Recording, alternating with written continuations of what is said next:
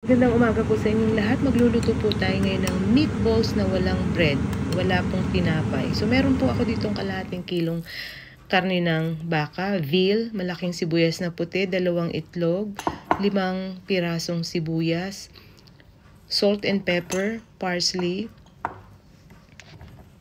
Meron po tayo ritong basil, saka yung fresh na tomato na ginawa ko.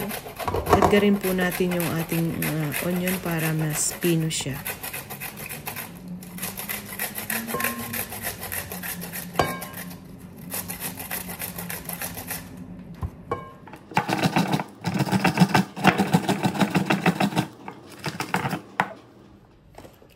So, mix na natin yung ating mga ingredients sa ating karne.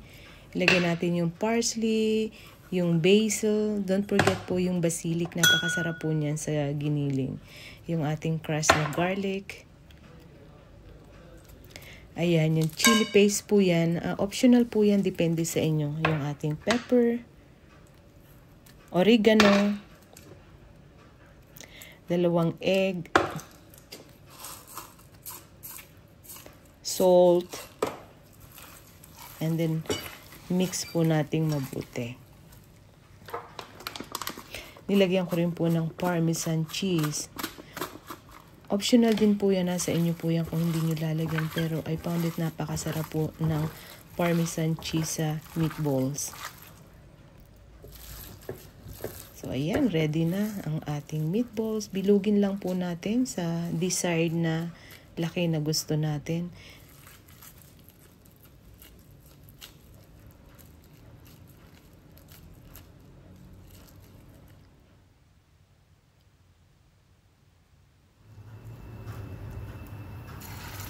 And then, ipiprito ko lang po siya ng saglit para maging brown.